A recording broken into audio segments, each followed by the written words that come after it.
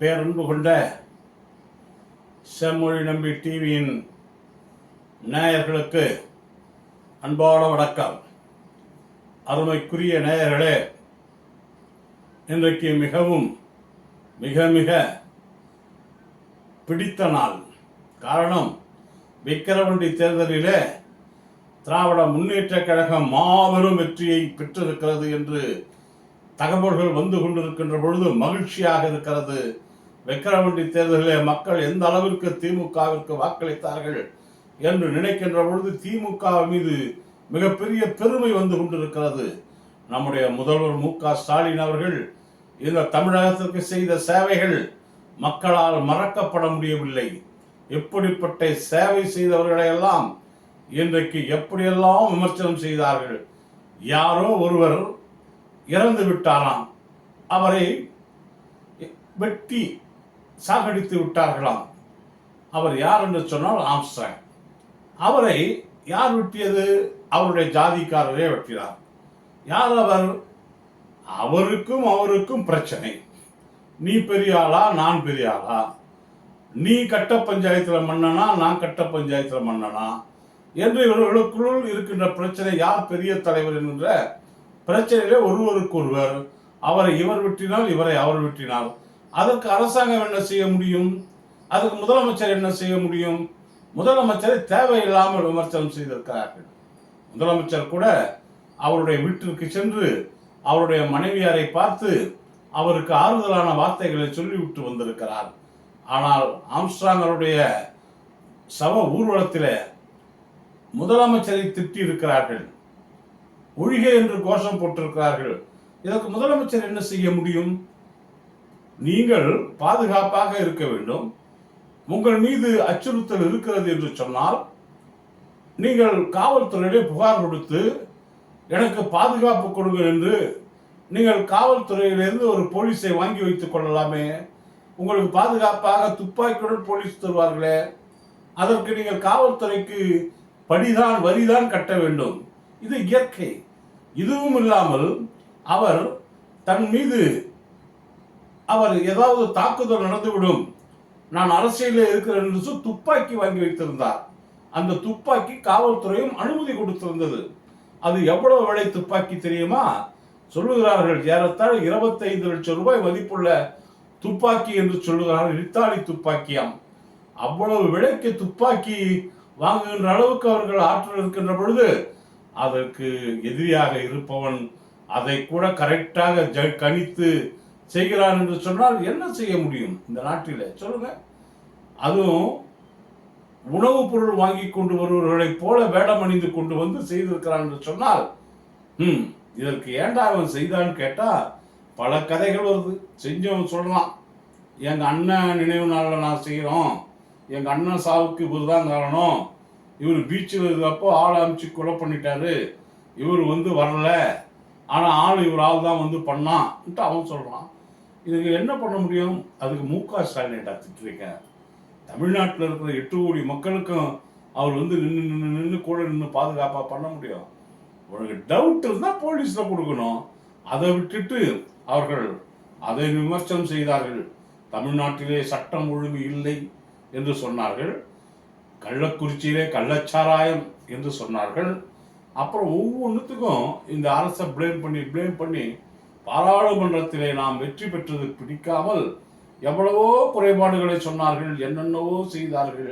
இதையெல்லாம் தாங்கிக் கொண்டு நம்முடைய தலைவர் அவர்கள் சிரமப்பட்டது, மன வருத்தப்பட்டது நமக்கு தான் தெரியும். ஆனால் மக்கள் அந்த மன அழுத்தத்திற்கும் அந்த சிரமத்திற்கும் இன்றைக்கு ஆறுதலை தந்திருக்கிறார்கள். எப்படி விஷப்பாம்புகளிடம் போராடுகின்ற கீரி பிள்ளைக்கு அருகம்புல் மருந்தாக இருந்து கீரி பிள்ளையை காப்பாற்றுகிறதோ, அந்த விஷத்தை தணிக்கிறதோ, அதை போல இன்றைக்கு இந்த நாட்டு மக்கள் விக்கிரவாண்டி தேர்தலில் வெற்றியை கொடுத்து நம்முடைய அருமை தலைவர், அன்பு தலைவர், பாசமிகு தலைவர் மு.க.ஸ்டாலின் அவர்களுக்கு இன்றைக்கு மக்கள் அவருக்கு நம்பிக்கை என்கின்ற அந்த ஆறுதலை தந்திருக்கிறார்கள். இன்றைக்கு வெற்றி அடைந்திருக்கிறது உதயசூரியன் என்று சொன்னால் அது மக்கள் ஏகோபித்த ஆதரவிலே இன்றைக்கு திமுக வெற்றி பெற்றிருக்கிறது என்று அன்னியூர் சிவா அவர்கள் வெற்றி பெற்றிருக்கிறார் என்று சொன்னால் அதை விட ஒரு மகிழ்ச்சியான நாள் இருக்க முடியுமா? பாட்டாளி மக்கள் கட்சியை சார்ந்தவர்கள், இது எங்க தொகுதி, இங்க வன்னியர்கள் அதிகமாக வாழ்கிறோம், இங்கே வேறு வன்னியர் ஓட்டு அந்நியருக்கு இல்லை, நாங்கள் தான் வெற்றி பெறுவோம் என்று கொக்கரித்தார்கள். அவர் கூட வந்தவர் யாரா தெரியுமா? பெரிய பலாப்பழமா வச்சு கொடுத்து அமிச்சான் பாருங்க, ஓ பன்னீர்செல்வம். அவரு வந்து பிரச்சாரம் பண்ணாரு. டிடிவி தினகரன் பிரச்சாரம், அது மட்டும் இல்ல அண்ணாமலை வேற பிரச்சாரம். இப்படி பல கட்சிகள், பாஜக என்னாலுமே தமிழ்நாட்டில் ஆவல, அவர் வேற வந்து பிரச்சாரம் பண்ணாரு. நான் கேட்கிறேன், இப்போ பாமக வாங்கி இருக்கிற ஓட்டு பாமக ஓட்டா, இல்ல பன்னீர்செல்வத்துக்குன்னு வந்த ஓட்டு, தினகரனுக்குன்னு வந்த ஓட்டு, அண்ணாமலைக்குன்னு வந்த ஓட்டு, இதெல்லாம் வந்துதான் நீ வாங்கினியா? சொல்லுங்க, இந்த ஓட்டெல்லாம் உனக்கு வந்ததுங்களா? பாமக இன்றைக்கு ஒன்றுமே இல்லாமல் அவர்கள் இன்றைக்கு ஏறத்தாழ ஒரு சட்டமன்ற தொகுதியிலே 60-65,000 ஓட்டு பின்தங்கி இருக்கிறார் என்று சொன்னால் பாமக நிலைமை என்ன என்பதை நாட்டு மக்கள் புரிந்து கொண்ட காரணத்தினால்தான் திராவிட முன்னேற்ற கழகம் இன்றைக்கு வெற்றி பெற்றிருக்கிறது. அது மட்டுமா, நம்முடைய நாதாக்கா கட்சி இருக்குது பாருங்க, நாதாரி கட்சியா? இல்லை, நாதாரி கட்சி இல்லைங்க, நாத்தாக்கா கட்சி. அந்த கட்சியினுடைய தலைவர் சீமான், அவர் சாதாரணமாக அவர் எர்ணாகுளத்தை சார்ந்தவர், அவர் பேர் சைமன், சீமான்னு மாற்றிக்கிட்டாரு. அவர் ஒரு பேட்டியில் இன்னைக்கு பார்த்தேன், அவர் வாட்ஸ்அப்பில் வருது, நான் அதற்கு முன்னாடி திமுகவில் தான் இருந்தேன், அதற்கு பிறகுதான் வந்தேன் என்று அவர் சொல்லுகிறார். நான் சொல்றேன், நீ யாரால இப்படியான, உங்க மாமா காளிமுத்து இருக்கார, அவர்கிட்ட பயின்றவர் நீ. காளிமுத்து திமுகவோட மாணவரணி செயலாளராக இருந்து, மாணவரணியில இருந்து அவர் திமுகவுடைய சட்டமன்ற உறுப்பினராக ஆக்கப்பட்டவர். அவர் அதற்கப்புறம் திமுகவுக்கு துரோகம் செய்துவிட்டு எம்ஜிஆரிடம் சென்றார். மறுபடியும் அங்கே வேலைக்கு ஆகவில்லை என்று திமுகவுக்கு வந்தார். திமுகவுக்கு வந்து நம்முடைய தலைவர் கலைஞர் அவர்கள் எவ்வளவோ வாய்ப்புகள் கொடுத்தார் அவருக்கு. ஆனால் திராவிட முன்னேற்ற கழகம் 89ல் 2 வருடம் தான் இருந்தது.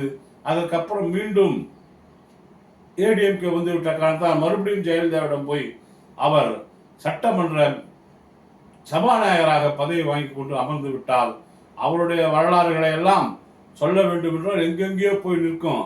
அவர் உனக்கு சொன்னார் அப்படிலாம் பேசுன்னு. சீமான் அவர்களே, நியாயமில்லை, பேசுவதென்று அநியாயமாக அப்பட்ட பொய்யை பேசக்கூடாது.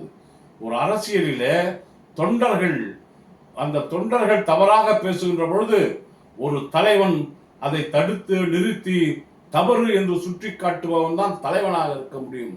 தலைவனே கன்னு சிரிச்சுக்கின்னு கை தட்டிக்கின்னு அப்படி பேசுவதை ரசிக்கிறார் என்று சொன்னால் அவர் தலைவருக்கு தகுதி இல்லாதவர். ஏதோ சென்னை 10ல் இருக்கின்ற கீழ்ப்பாக்கத்தில் இருந்து தப்பி வந்து விட்டவரை போல இன்றைக்கு அவருடைய செயல்கள் எல்லாம் இருக்கிறது. அருமைக்குரிய நேயர்களே, இப்படிப்பட்ட சீமானை நீங்கள் புரிந்து கொள்ள வேண்டும். ஜெயிச்சிட்டியா சொல்லு. அங்க எலெக்ஷன்ல அவங்க ஓட்டு கேட்க போறாங்க, திமுக சார்பு ஓட்டு கேட்க போறாங்க. எலெக்ஷன்ல தமிழ்நாடு ஃபுல்லா இருந்து வேன் வச்சு, கார் வச்சு இவர் வந்து விக்கிரவாண்டி தேர்தலுக்கு கூட்டு வந்து ஆளுங்களை தங்க வச்சு வாக்கு கேட்கிறார். வாக்கு கேட்கிறப்போ ஏதோ பெரிய மாசோரா மாதிரி அவர் வந்தாருங்க. வந்துட்டு கரெக்டா ஓட்டு கேட்டுன்னு போயினாரு. திமுக பூத் இருக்கிறத திமுக காரங்க நிற்பாங்க, அங்க வந்து நின்றுன்னு கலைஞரை பேசுறது, திமுகவை தலைக்கிறவா பேசுறது, நீங்களாம் யார் இன்னும் மிரட்டுறது, இப்படி எல்லாம் மிரட்டனா திமுக காரன் நான் பயந்துடுவானா? டேய், திமுக காரன் பார்க்காத சிறைச்சாலைகள் இல்லை, அவன் பார்க்காத அச்சுறுத்தல்கள் இல்லை. திமுக காரன் எவ்வளவோ துன்பங்களையும் துயரங்களையும் சிறைச்சாலைகளையும் சந்தித்து விட்டுதான் அவன் சிங்கக்குட்டியாக இருக்கிறான். சீமான், உனக்கெல்லாம் பயந்தவர்கள் கிடையாது.